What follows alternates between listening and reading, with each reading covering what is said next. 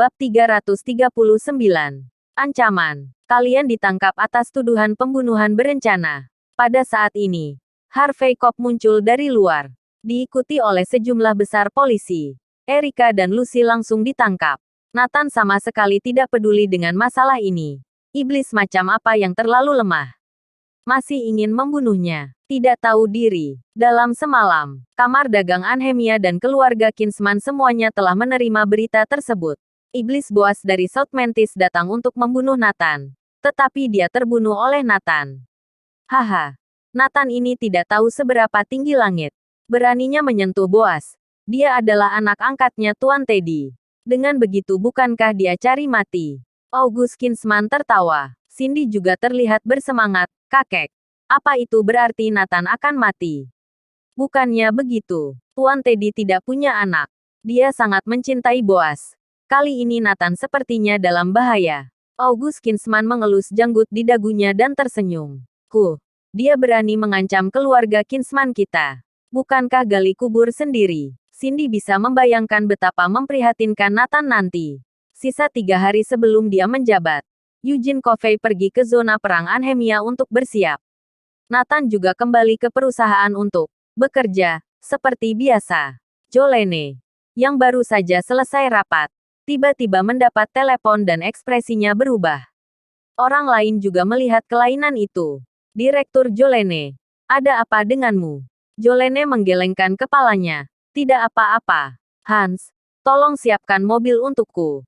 Aku mau keluar. Tidak perlu pakai sopir. Setelah itu, Jolene berkendara sendiri ke Bandara Internasional Anhemia. Sesampai di bandara, seorang pria berjas melihat mobilnya, membuka pintu dan masuk. Freddy, turun. Aku tidak menyuruhmu duduk di mobilku. Jangan mengotori mobilku. Melihat pria itu, Jolene berkata dengan marah. Freddy membenarkan kacamatanya, tersenyum dan berkata, Jolene, aku kan mantan pacarmu. Lembutlah sedikit. Kenapa bersikap begitu? Jolene tampak marah. Bajingan. Aku tidak punya hubungan apapun denganmu. Jolene sebenarnya pernah berpacaran saat berada di luar negeri.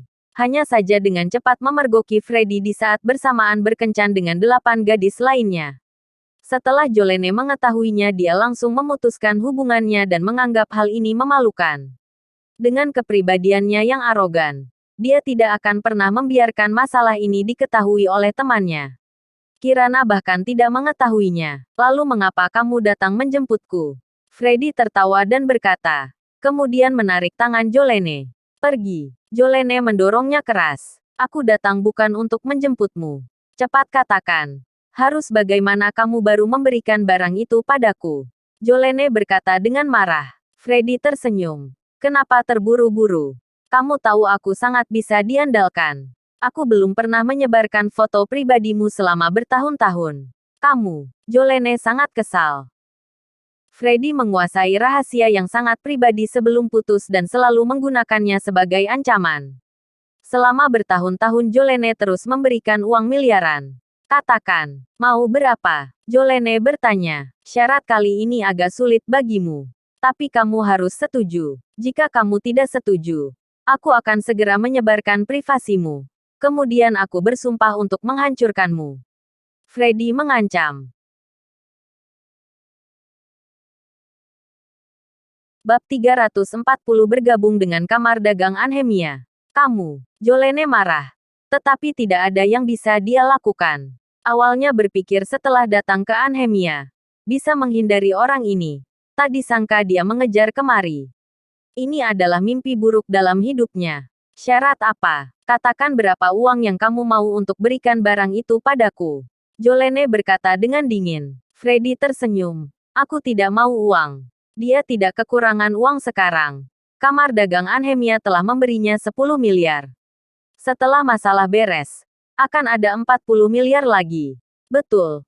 Freddy adalah salah satu langkah kamar dagang Anhemia untuk mengakuisisi Jordan Group. Setelah lama menyelidiki, mereka menemukan Freddy mantan pacar Jolene, yang mengetahui rahasianya dan membayar Freddy untuk melakukan sesuatu. Ini adalah salah satu metode kamar dagang Anhemia. untuk menggali berbagai informasi gelap atau kelemahan di manajemen teratas perusahaan untuk menghancurkan lawan. Cara kejam lainnya adalah mengancam nyawa anggota keluarga eksekutif perusahaan lawan. Dalam akuisisi paksa, kehilangan nyawa adalah hal yang umum. Dunia bisnis seperti medan perang. Pertumpahan darah yang tak terlihat lebih banyak lagi. Oleh karena itu, Kamar Dagang Anhemia sangat yakin dapat mengakuisisi Jordan Group. Hah, apa yang kamu inginkan? Jolene tampak terkejut. Aku dengar kamu sekarang sangat hebat menguasai Jordan Group. Nilai asetmu lebih dari 1 triliun. Jauh lebih baik dari saat kamu di luar negeri. Freddy tertawa. Jolene menyadari ada yang tidak beres. Apa yang ingin kamu lakukan? Dia bertanya dengan hati-hati. Aku tanya padamu apa kamu yang pegang kuasa di Jordan Group sekarang? Freddy bertanya. Aku adalah wakil presiden direktur. Tetapi sebagian besar pengambilan keputusan perusahaan ada di tanganku. Kata Jolene. Kalau begitu, Bos Jordan menyerahkan perusahaan padamu. Jolene mengangguk. Ya, benar. Oke. Aku ingin membeli Jordan Group sekarang. Dapatkah kamu mengambil keputusan? Ketika Freddy mengucapkan kata-kata ini, wajah Jolene menjadi pucat. Apa? Kamu gila? Kamu ingin mengakuisisi Jordan Group? Apa kamu tahu berapa nilai pasar Jordan Group sekarang? Hampir 20 triliun. Dengan apa kamu membelinya? Jolene bertanya dengan marah. Freddy tersenyum dan berkata, bukan aku yang membelinya, tapi bos aku. Siapa bosmu? Jolene tiba-tiba menyadari bahwa ada konspirasi. Dengar baik-baik. Bosku dari Kamar Dagang Anhemia.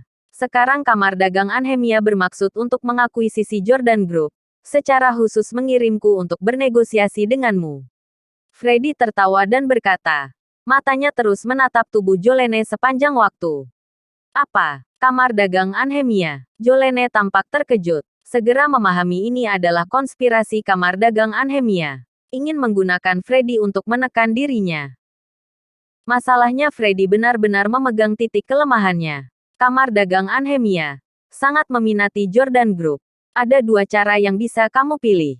Pertama, Jordan Group bergabung menjadi anggota Perhimpunan Kamar Dagang Anhemia. Kedua, Kamar Dagang Anhemia secara langsung mengakuisisi Jordan Group. Kata Freddy. Jolene segera menggelengkan kepalanya. Tidak mungkin. Jordan Group sekarang bersaing dengan Kamar Dagang Anhemia. Bagaimana bisa diakuisisi mereka? Freddy dengan tenang berkata, Kamar Dagang Anhemia sudah tahu kamu tidak akan menyetujui. Jadi mereka secara khusus mencariku untuk berbicara denganmu.